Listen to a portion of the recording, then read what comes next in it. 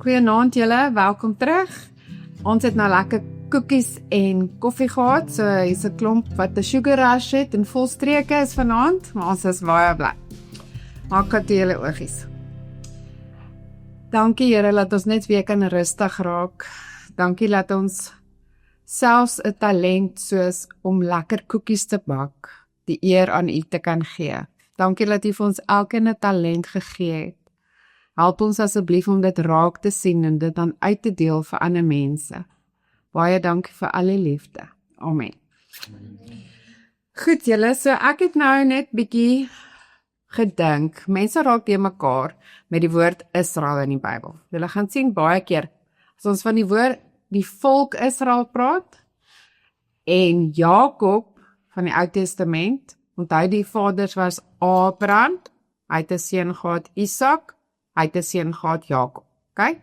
Jakob het 'n tweelingboetie gehad, Esau.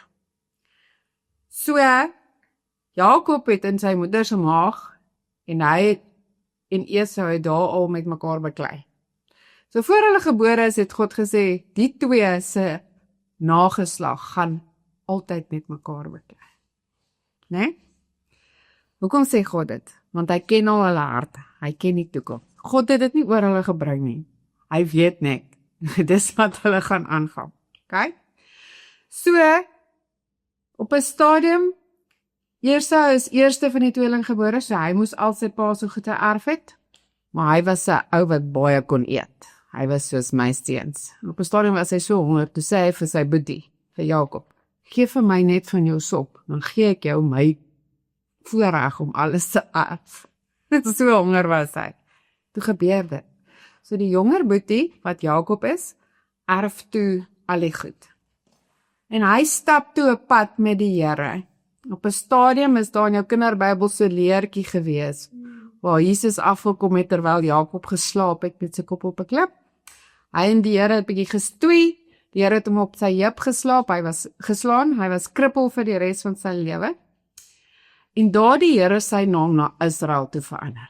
Omdat hy van toe af nie meer 'n bedrieger gaan wees nie. Hy gaan 'n groot deel in God se volk speel. So Jakob was nie net 'n bedrieger nie, maar hy is ook bedrieg. Né? Hy het van 'n girl gehou met die naam Rachel. Toe sê hy vir oom Laban, ek wil met haar trou. Toe sê oom Laban, jy gaan 7 jaar vir my werk, dan gee ek haar vir jou. Toe hy by die kansel klaar getrou het en sy haal haar wyl af, toe sê die ouer sussie, Lea. Toe sê hy, nee. Ek het gesê ek wil Rachel hê. So ek sal Lea vat, maar ek soek vir Rachel ook. Toe sê sy oom, dan moet jy nog 7 jaar werk. Werk hy nog 7 jaar, te kry vir Rachel ook. So as ons nou in hierdie boek kyk, onthou julle daai girls in daai tyd het sulke fancy slavinne gehad wat hulle moes aantrek en hulle help kinders grootmaak. So kyk nou in jou Bybel in praktyk op bladsy 64. Lea is die enetjie wat hy per ongeluk eerste mee getrou het, en haar slavin was Silpa. Okay? Die enetjie wat heel bo staan. So toe Jakob en Lea getrou het, kon Lea vir lank nie kinders kry nie. Okay? Toe sê sy, Jakob moet by haar slavin slaap, Silpa. So daar kom die eerste 2 kinders vandaan, Gad en Aser. Okay? Met ander woorde, dit was nie deel van God se plan nie. Okay? Dit was Jakob en Lea se plannetjie. Toe kry Lea ook kinders. Reuben, Simeon, Levi, Juda, Isaskar, Sebulon en Dina. Dina was die enigste meisiekind tussen die 12 boeties. Okay. Nou sien julle vir Juda. Juda kan jy omkring as jy wil. Dis uit sy nageslag uit wat Jesus kom. En dan het hy 7 jaar gewag, toe trou hy met Rachel. Rachel het vir hom 2 seuns gegee, Josef en Benjamin. Dis die 2 jongste boeties. Okay. Onthou julle vir Josef en die Amazing Technicolor Dreamcoat? Hy was die voorgetrekte enetjie. maar sy boetie Benjamin was die jongste een. Okay. En dan het hy nog by Rachel se slavin ook 2 kinders gehad, Dan en Naftali. Goed, so julle gaan nou sien, as ons Juda, as jy Juda kruisie bymaak, en Benjamin. Dis die 2 seuns wat die Suidryk gaan vorm. Die ander 10 boeties vorm die Noordryk. En die res van die tyd, sal julle sien, praat God van die Suidryk en die Noordryk, wat jy mekaar beklei. Want het julle al gehoor, ons praat van Jesus van die leeu van Juda? Nou, elkeen van hierdie boeties, onthou julle, wat is die storie Survivor, nee? Het julle al Survivor gekyk? As die 2 groepe so teen mekaar gekom, hulle met hulle vlag, wat hulle gemaak het, met hulle banner op, hulle logo, nee? So Juda se stamvlag was 'n leeu. Okay, so dis waar die leeu van Juda vandaan. Okay. So, as ons nou onthou, Jakob, sy ander naam kan ook Israel wees, dan gaan julle bietjie beter verstaan. So, blaai nou in julle Bybels, Sorry, wat was die ander dienste weer? Juda en Benjamin, Ja, is die Suidryk Suidryk. en was die? Noordryk. So, die suide en die noorde. Okay. So, op 'n stadium het die volk mos gesê, hulle wil nou nie net profete en goed hê nie, hulle soek 'n koning. So, elkeen van daai ryke het op 'n stadium konings gehad. En dis wat ons kry in die 2 koningsboeke. 1 Konings en 2 Konings vertel vir ons die storie van al daai konings. So blaai gou na bladsy 511 toe. In die Bybel en praktyk is dit so uiteengesit. So, die onderste deel sien julle is die Suidryk. Daar staan in hakkies Juda of die 2 stamme. Okay? So dis Juda en Benjamin hieronder, met almal wat konings was in daai tyd. En die boonstes is die Noordryk, die ander 10 boeties met al hulle konings. So as ons nou gaan lees en ons sê, ons is besig met die Noorderryk. Okay? Blaai net gou. Sien julle hierbo het ek geskryf. Al hierdie konings op die linkerkant kom in 1 Konings voor. Ons lees van hulle in 1 Konings. So as jy in 1 Konings se koning se naam lees en jy weet nie behoort hy aan die Suid of die Noordryk nie, kan jy gou hier kom check. Sien julle hierdie laaste enetjie hierbo sê Agab. Dis die een waar ons vandag gaan praat. Hy het afdonder 73 jaar voor Jesus. Was hy 'n koning van die Noordryk. So julle gaan nou sien, ons gaan raak lees wat God sê, hy was die slegste van al die konings. Wat beteken, hy was die slegste van al die konings in die Noordryk. Hy was nie die slegste van al die konings. Want onthou, hieronder gaan koning Dawid vandaan ook kom. Goed, en julle weet, hy was God se favourite koning. So as God die bo sê, hy was die slegste van al die konings, dan bedoel in die noord. So al die konings op hierdie kant van die bladsy, lees ons in 2 Konings. Okay.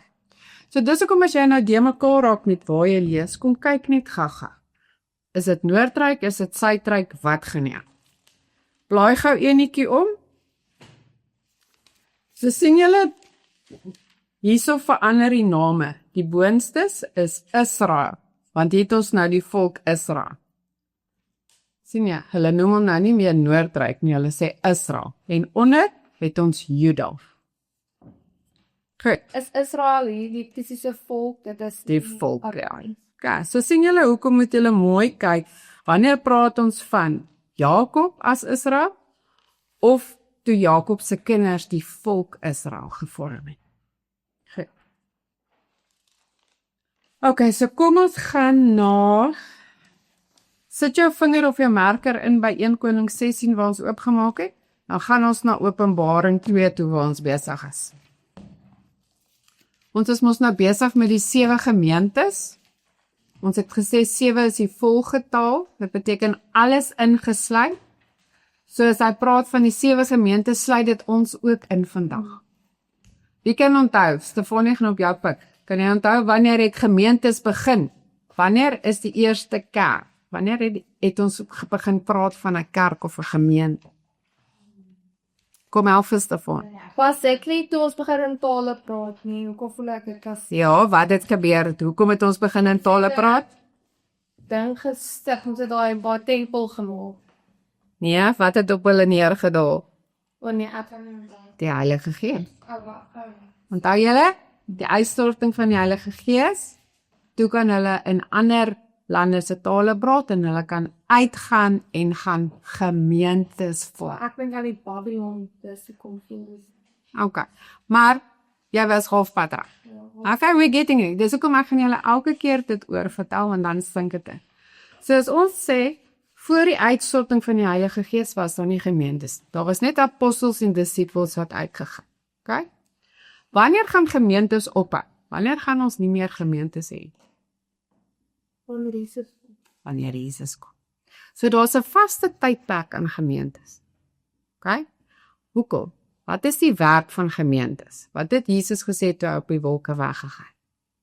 Gaan en maak disippels en vertel hulle van my. OK? So as Jesus kom, is daai tyd van vertel verby. As Jesus môre kom, dan is nie meer tyd om mense te vertel. Snap julle dit? Dis hoekom 'n gemeente is nie veronderstel om daar te wees om ander mense oor die vingers te tik of om net pannekoek te bak of om net vergaderings te hou. Die hoofding van 'n gemeente is om disippels te maak vir Jesus. En om disippels te hou, hulle nie langs die pad te verloor, lykies langs die pad los oor 'n meeting wat nie mooi gewerk het. Dit sal die Here se hart baie seer maak, nee. Goed, so gemeente wees gaan oor om saam Jesus te aanbid. So volgende week, ek het nou gesê, vandag se les is bietjie lank. Onthou julle elke plekkie wat hy besoek, elke gemeente sê hy eers wat's fout daar. En dan kom sê hy, maar well done aan dit. Daar's elke keer 'n stukkie hoop. So vanaand het ons nie tyd om by die hoop uit te kom. So moet asseblief nie hier uitgaan en sulk nie, want dan kom volgende week die hoop deel. Maar vanaand moet ons eers die waarskuwing deel doen. En dis nogal bietjie groot, want whatever hy hulle daaroor waarsku, doen ons vandag nog steeds. Want ons is nog steeds gemeentes. So hy waarsku ons ook vandag. OK, verstaan julle? Ek was vanoggend baie kwaai met die Bardelini mense, want ek was moeg, ek was sleep deprived, en ek was kwaad, en ek was, so hulle het 'n rowwe. Ek het daarom na 2 ure se slaap in, so ek gaan nie so kwaai met julle wees. Goed, toe die ouer mense is die wegstaan, toe sê hulle, OK, juffrou. En dit het eintlik gegaan oor selfone en horlosies. OK? Want dit is ons afgode vandag. OK? Goed. So ek dink, ek was kwaai, want ek het nie ek persoonlik nie, maar my maat en neer-death experience gehad die naweek, en toe het ek net weer besef, hoe kosbaar ons tyd saam is. En laat jy nie die tyd wat jy saam met jou geliefde kan spandeer, jy dit op 'n selfoon moet wees, of na jou horlosie nie kyk. Dis eintlik waar. Maar ek was bietjie harsh. Ja. Goed, so kom ons lees, ons gaan vandag doen, Thyatira. OK. Dis op bladsy 1997. Goed, so Thyatira, as ons na daai prentjie, onthou julle daai prentjie van al die 7 plekkies wat ons gekyk het? Thyatira is die kleinste enetjie van hulle almal, né? Maar hy het die langste brief gekry. OK? So, hierdie is die eerste plek, of een van die min plekke, wat Jesus na homself verwys, nie as die seun van die mens, of die redder, of die Immanuel nie. Hier stel homself bekend as die seun van God. Hy's nie hier die liewe Jesus van die kinderbybel. Hy's die regter. So Thyatira gaan oor vals en waar. Okay? Dit is die hoofdoel van Thyatira. Die mense moet besluit, is dit 'n vals profeet of is dit 'n ware profeet? Het iemand al ooit gehoor of is daar al vir jou gesê jy's 'n regte Isebel? Isebel, dis 'n vrou se naam. Of jy die gees van Isebel, of hierdie mense het die gees van Isebel. Jezebel in English. Okay? So dis waar haar storie vandaan kom. Ons gaan vandag 'n bietjie oor haar gesels. Okay. So na vandag mag jy in jou lewe nooit vir iemand sê jy is 'n Jezebel. En as iemand dit vir jou sê dan, as dit iemand is vir wie jy lief is, moet jy baie mooi na jouself gaan kyk. Want vriende moet mekaar aanspreeklik hou. Maar as dit iemand is wat jou glad nie ken nie, dan sê jy net, wyk Satan. Want dit is 'n vreeslike ding om jou toe te snak. Okay. Goed. Thyatira was 'n handelsentrum. So as ek het nou gedink as dit nou in 'n skoolvorm was, sou dit nou 'n tegniese skool wees. Dis waar hulle met hulle hande goed gedoen het. Hulle hoofwerk was verfwerk en koperwerk. So hulle het geweet deur watse prosesse moet 'n mens gaan om 'n mooi koperstuk te doen. Okay?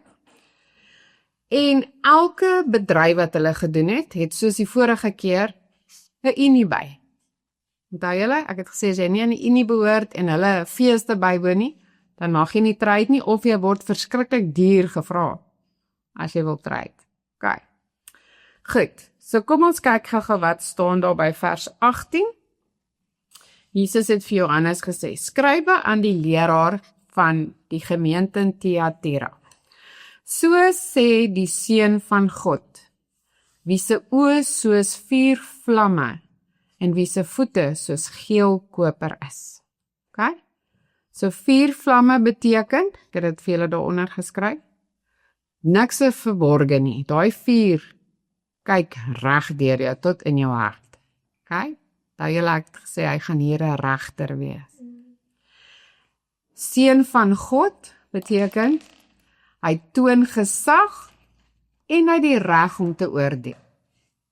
Okay? Hy is nie net die liewe Jesus wat die herder en die lammetjies bymekaar bring nie. Voete soos blink koper. Hy weet wanneer is iets suiwer, rein en hy is baie ferm teenoor sonde. Okay. Goed. So daar het ek gesê Jesus is partykeer ons herder, maar hy is ook ons regter. Hy verdra nie kompromieë met die wêreld. So kom ons lees bietjie verder, dan sal julle dit nou beter verstaan. Kom ons lees weer. So sê die Seun van God, wie se oë soos vuur vlam en wie se voete soos geel koper is. Ek weet alles wat julle doen.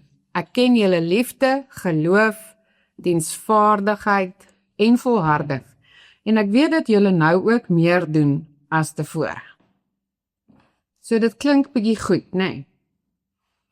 Nou sê hy, maar, dis net soos Gerard se maar, nou.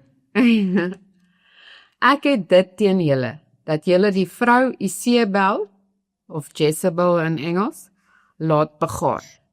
Begaan beteken julle los om te doen wat sy doen, hè? Sy doen haar as profetes voor en leer en verlei my dienaars om onsedelikheid te bedrywe en offervleis te eet. Ek het haar kans gegee om haar te bekeer, maar sy wil haar nie van haar onsedelikheid bekeer nie. Kyk, ek gee haar aan 'n siekbed oor en die mense wat met haar oorspel gepleeg het, aan swaar lyding, as hulle nie van haar praktyke bekeer nie. Hulle volgelinge sal ek deur 'n pestsiekte om die lewe bring. Dan sal al die gemeentes weet dat dit ek is, die een wat die gedagtes en begeertes van die mens deurgrond. Met ander woorde, daai oë vlamme, hy kyk in jou gedagtes en in jou begeertes rond. Ek sal elkeen van julle straf volgens julle doen en late. Goed, So dis die gaga deel. Volgende week sal ons die maar as jy oulik is deel doen. So ons gaan nie hom vanaand lees. Okay.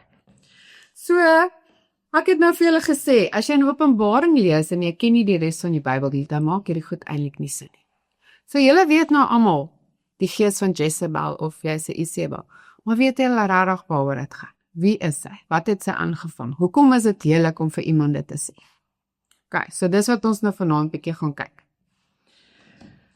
Goed, kom ons gaan eers na, kyk gou op julle notas, op die tweede bladsy, soos op die agterkant, daar het ek geskryf, Isabel gees, jy kan daar Jezebel skryf as jy wil onthou.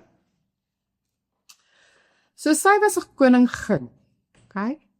Dat julle in daai tyd het die ouers trouens gearrange om beter polities of geldelik te wees. So hierdie is 'n arranged marriage.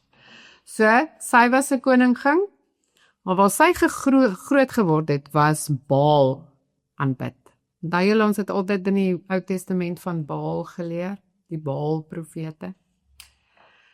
So sy van trou met koning Agab, wat ek julle net nou gewys het. Hy was deel van Israel. Met ander woorde, hy was veronderstel om net vir God te aanbid. So jy gaan na koning van God se volk en hy gaan trou met 'n koningin wat Baal aanbid. So wat dink julle gaan gebeur? Wie is gewoonlik die sterkste persoonlikheid? Dit moet 'n man wees. Maar, Is hy, want die vrouens is slinks, né? Julle moet oppas. So wat doen sy? Daar staan, sy's 'n invloedryke koningin en 'n vals leraar. So sy gee haar voor asof sy goeie goed sê, maar dan voeg sy al hierdie ander goedjies by. Sy mislei gelowiges om seksueel losbandigheid te pleeg. Binne daai gilde, daai unies wat ek vir julle gesê het. Dis soos om in 'n VIP klub te behoort, né? Jy kan beter pryse kry vir koper, maar dan moet jy hierdie party bywoon en jy moet met daai ou slaap en dis hoe jy jou trappies kla. Dis wat sy gedoen het. So sien julle hoekom sê ek julle moenie vir iemand sê dis wat sy is nie? Né? Daar's baie lelike goed, afgodery, manipulasie, rebellie. Goed, so die volgende goedjies wat ons gaan lees is net om vir julle so 'n bietjie te sê. Die eerste deel wat ek daar gesit het is wat sy gedoen het, als wat verkeerd was. En dan die tweede deel is wat Jesus al gewaarsku het en wat dan op die einde met haar gebeur het. So al hierdie goed het 800 jaar voor Jesus al gebeur. Onthou julle, ek het gesê Johannes het Openbaring geskryf al 100 jaar na Jesus. So hier verloop amper 'n millennium vandat sy nonsens afgevang het en Jesus die gemeentes waarsku dat julle vandag nog in daai tyd besig is met dit. En ons wat gemeentes is vandag ook nog besig met een of ander afgodery of manipulasie of rebel. Kyk, sien julle hoekom moet ons vandag nog verstaan wat beteken dit dat ons nie 'n Isabel gees in ons, nie Isabel nie, Isabel gees in ons kerke toelaat of in ons huise en ons harte. So kom ek gaan wys vir julle wat hierdie Mary als aangevang het. Okay. 1 Konings 16 vers 30 tot 33. So, die opskrif daar van daai stukkie is Agab word koning van Israel. Want dan na Israel staan vir die noordryk hierso. Staan nie vir Jakob. So Agab word een van die konings van die noordryk.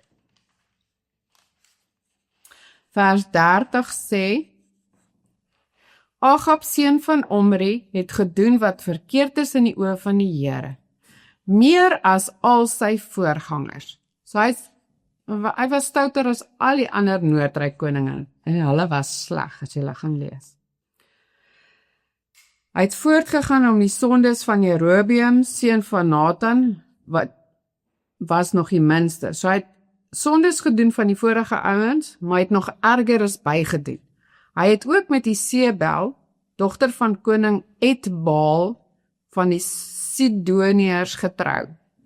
En die god Baal begin dien en hom aanbid.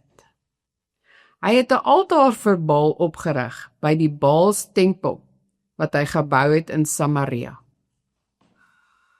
Sien julle wat het hy aangevang?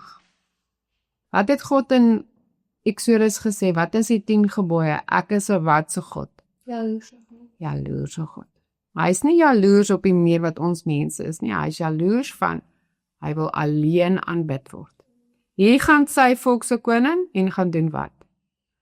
Hier staan God se tempel. Hy gaan bou vir 'n afgod 'n tempel.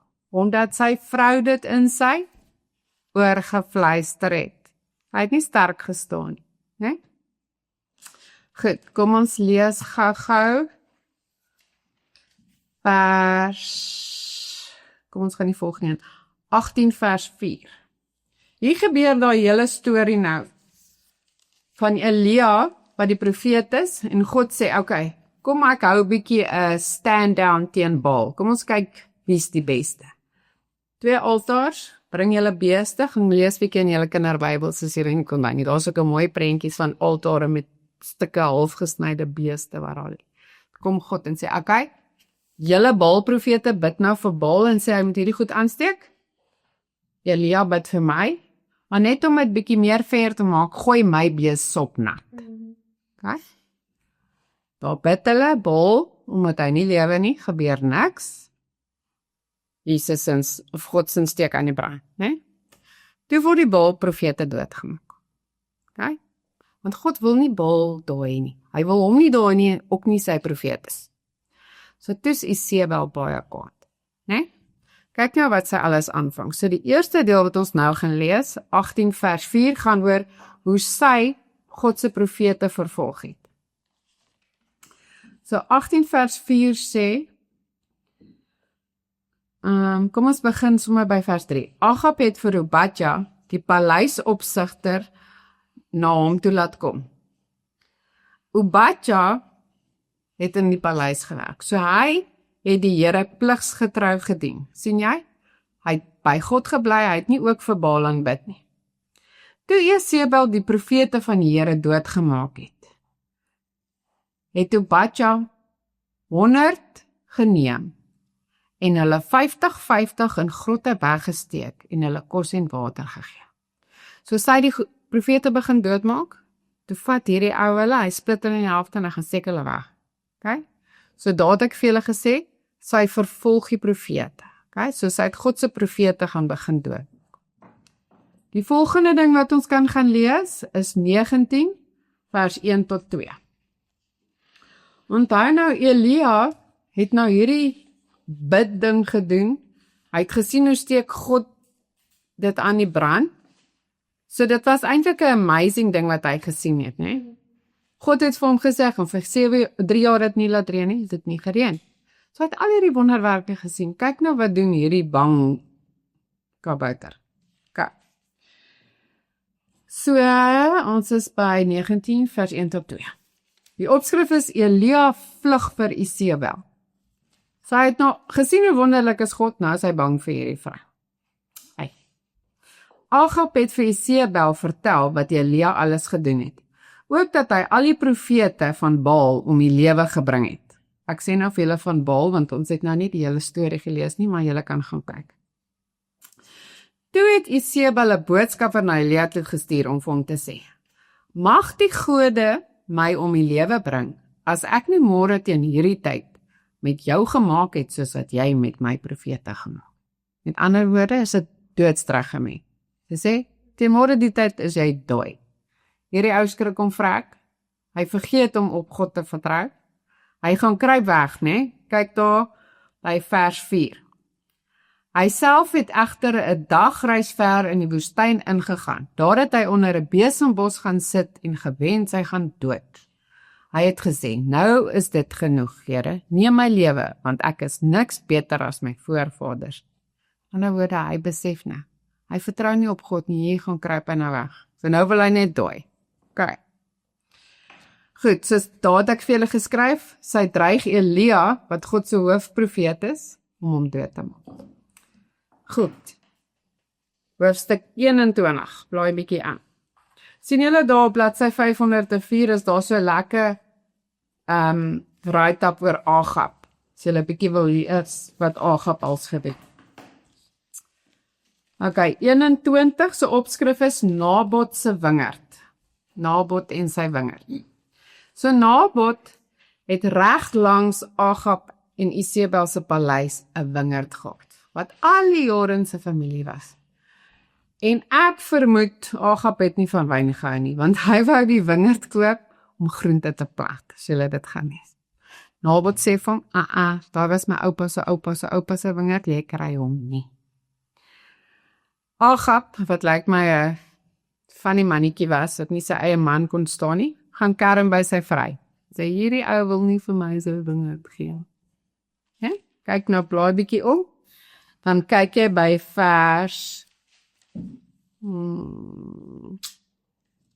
net voor dit wag, blaai terug, vers 7.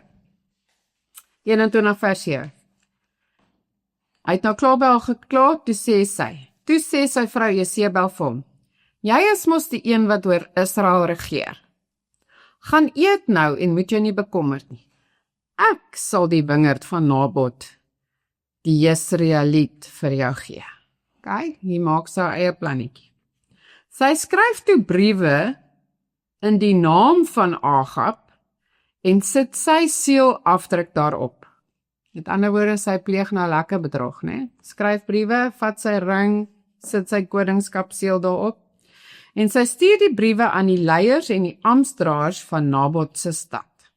In hierdie briewe skryf sy: kondig 'n vasdag aan en laat Nabot heel voor in die vergadering sit. Laat 2 gewetenlose manne, met ander woorde kriminele, né, teenoor hom sit en laat hulle teen hom getuig. Met ander woorde, hulle gaan 'n valse getuienis teen hom leer. Hulle moet sê, jy het 'n vloek uitgespreek teen God en teen die koning. Vat hom dan uit en gooi hom met klippe dood. Nee, sien julle? Alles wat God gesê het, ons mag doen, nie doen hierdie Mary. En haar man sit maar net terug en laat dit gebeur. Daar. So, kyk bietjie verder onder toe. Die opskrifie daar net na vers 16 sê, of kom ons lees net gou vers 16, toe Agab, wat haar man is, nou hoor Nabot is dood, het hy klaargemaak om Nabot die Jesreeliet se wingerd vir hom te vat. Nee? Hy steur hom nou nie aan hoe die wingerd bekom is. Hier kom Elia en hy waarsku. Elia kondig vir Agab aan dat hy gaan sterf. By vers 19. Die Here sê vir hom, jy moet vir Agab sê, so sê die Here, jy het gemoord en nou vat jy ook nog. Dan word jy steel. Sê verder vir hom, so sê die Here, op dieselfde plek waar die honde die bloed van Nabot opgelek het, sal hulle jou bloed ook oplek. Ja, joune. Kijk. Wie was die oorsaak van hierdie gesteeling? Jezebel, né? Jesebel. Goed. So kom ons kyk. Daar het ek geskryf, sy vermoor vir Nabot en sy vat sy wingerd. Kyk. 21 vers 25, moet julle net gou daai stukkie lees, vers 25, is die volgende een daar. Daar was nooit iemand wat hom soos Agab daaraan oorgegee het, om te doen wat verkeerd was in die oë van die Here nie.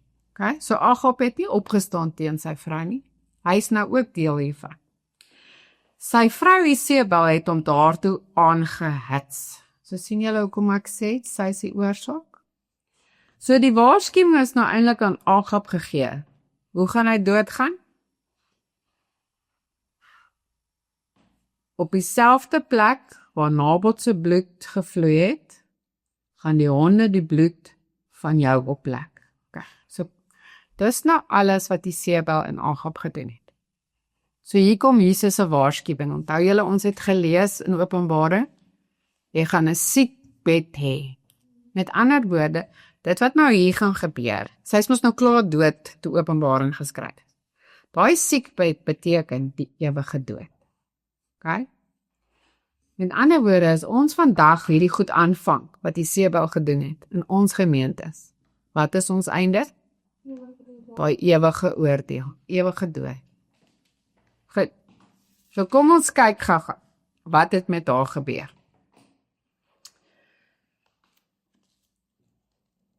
Twee Konings 9. Blaai vir 'n bietjie aan. 2 Konings 9.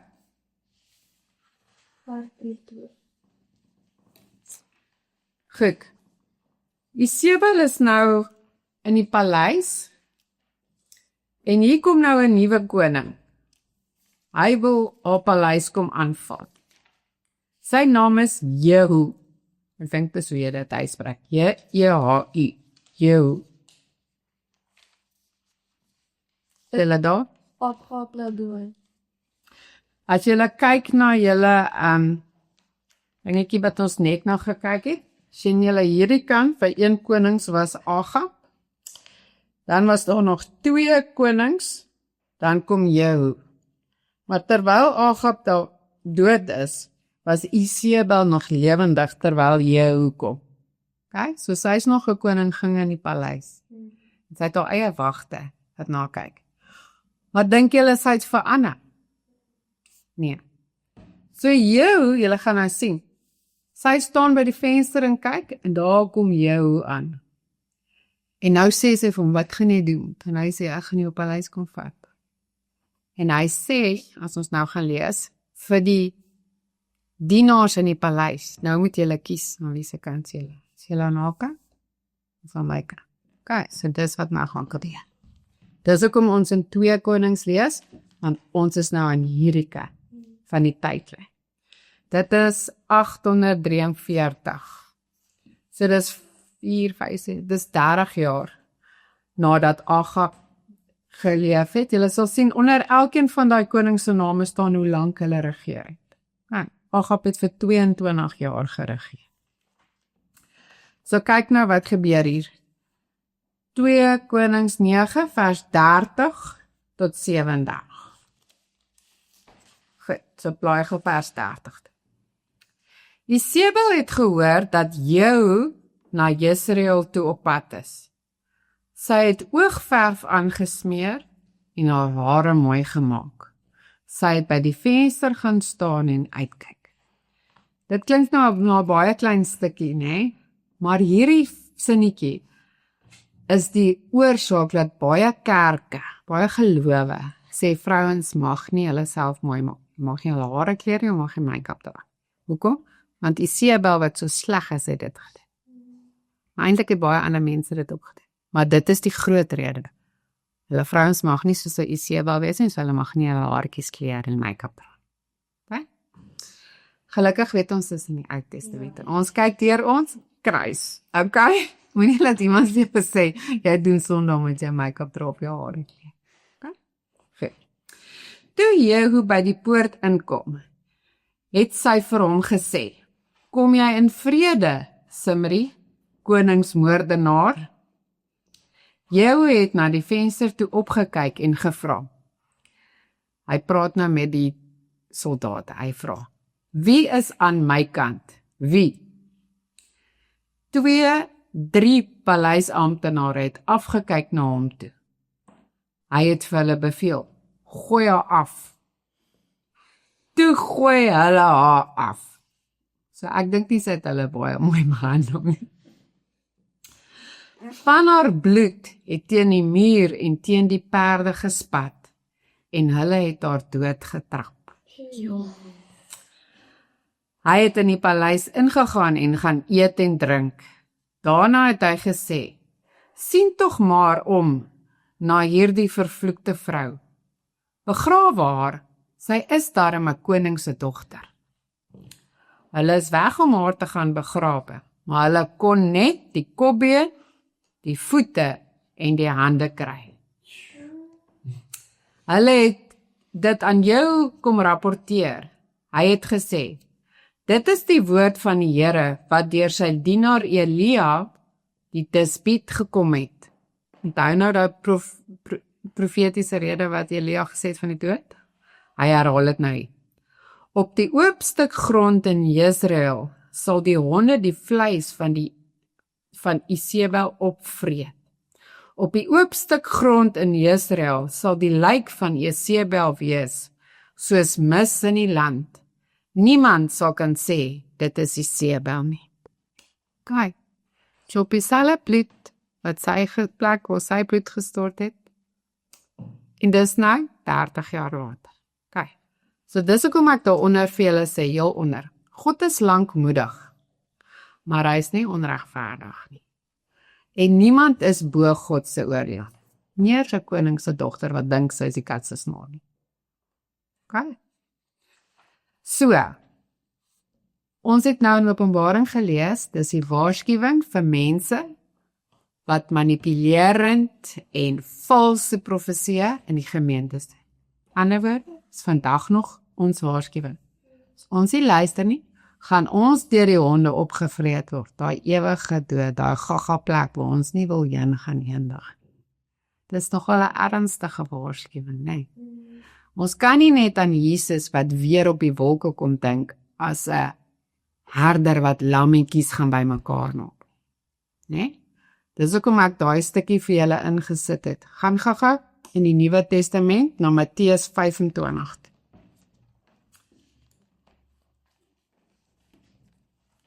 So Matteus 25, onthou dis jou eerste boek in jou Nuwe Testament. Matteus 25 vers 31.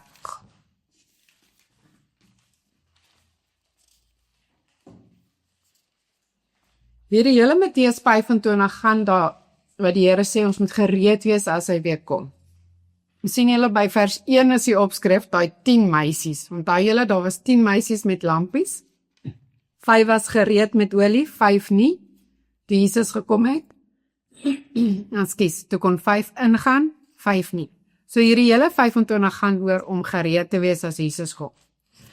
So by vers 30 of 31 staan daar. Die opskrif is die laaste oordeel. Met ander woorde as Jesus kom, né? Wanneer die Seun van die mens in majesteit kom en al die engele saam met hom, sal hy op sy koninklike troon gaan sit. Onthou nou, ons het hom in die hemel gesien as hy kom oordeel met sy vlamoogies, né? So hy kom sit daar. Al die volke sal voor hom bymekaar gebring word en hy sal die mense van mekaar skei, soos 'n wagter die skape van die bokke skei. Die skape sal hy regs en die bokke links van hom laat staan. Dan sal die koning vir die aan sy regterkant sê, kom, julle wat deur my Vader geseën is, die koninkryk is van die skepping van die wêreld af vir julle voorberei. Kyk, so, die Here kom met 'n oordeel.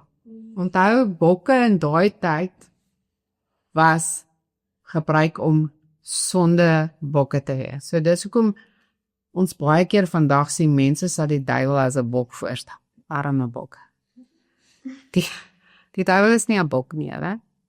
En as jy 'n Dodge Ram het daar voor op die bakkie wat 'n horing het, ry jy nie 'n duiwel se kar om jy nou 'n bok horing sê. Nee, mense doen dit. Hierso staan net, ons gaan geskei word, goed en sleg. Die Here kom nie en sê, ag, toe maar, dis okay, ek gaan jou vergewe nie. Jy moet kies voor hy kom. Dit gaan jy in die bokke kant, aan die skapie kant weer. Okay. So as julle daai stuk lekker gaan lees, julle sal sien in Openbaring later gaan ons weer die bokke en die skape ding kry. Okay. So julle kan al daai goedjies gaan lees by die huis, die siekbed weet julle nou, dit is die oordeel wat vandag nog geld. Hy is die regter van sy kerk, julle kan in Johannes 5 bietjie gaan lees, dat hy 'n regter ook is. Matteus het ons nou gelees, Ons het 2 Konings gelees, dat 30 jaar later is sy eers dood, soos wat hulle gesê het. Ek het jou daar gesê, sy val dat haar bloed spat en die perde vertrap, die honde het haar opgevreet en net daai stuk het oorgebly. Dit was nog vir my vreemd. Hoekom staan haar skedel, haar voete en haar handpalms oorbly? Ek het seker baie daaroor dink, maar ek dink nogal sy het baie slegte plannetjies in haar kop uitgedink. En ek dink dat baie bloed as gevolg van haar hande en haar voete. Ek dink as mens dit gaan intik, sou jy nogal 'n paar, want dis vreemd om oor te bly, maar ja. So, dis kom ek sê, ons eindig bietjie op 'n gaga noot, maar hierdie was die waarskuwing deel. So, volgende week gaan ons die deeltjie doen van, as jy dan nou goed doen. Okay. So, moenie skrik nie, hierdie stuk is nie anders as Openbaring nie, daar is nog steeds 'n hoop deel, was net nie genoeg tyd vanaand om aan my te kom nie. En om hemelsnaam asseblief moenie vir iemand gaan sê hulle is 'n Iseda of hulle jy sal sien as iemand vir jou baie kwaad is en hy ken snaakse stories, gaan hy vir jou sê gaan nie verder oor met jou praat nie, want jy het 'n Isebel gees in jou. Jy het 'n Jezebel gees oor jou. Nee? Dis wat hulle bedoel. Dis wat kom ek vir jou sê. Besluit as dit jou vriendin is, gaan ondersoek jou hart. Nie jou vriendin is nie, sê goodbye. Okay, dis iets lelik om van mense toe. Okay, kom ons maak ons weg. Here, baie dankie dat ons weet, U is 'n regverdige regter, wat eendag op die wolke kom, om die skape van die bokke te skei. Here, die swaarste ding vir my, as persoon, en ek glo vir ander Christene ook, is om nie oor ander te oordeel nie. Dit is so maklik om te nagekom te voel, of te voel iemand anders verdien nie iets nie, of hulle is nie so lief vir U nie, maar kyk hoe goed gaan dit met hulle. Here, maar U het beloof, U oordeel. Ons moet dit aan U oorlaat, want die mate waarmee ons oordeel, gaan ons geoordeel word. So mag ons asseblief elke streweling, elke iets wat met ons gebeur, wat nie fair is nie, net by U voete kom los, want U sal dit uitsorteer. Dis nie vir ons om te doen nie. Want U is die enigste een wat met daai oë tot in ander mense se harte kan kyk en regtig beoordeel, is hulle goed of is hulle sleg. Dis nie vir ons om te doen nie. Here, vergewe asseblief al ons sondes, sodat ons vrymoedig aan die skapekant sal kan wees. En dankie vir al die liefde en al die genade, elke oggend nuut. Amen.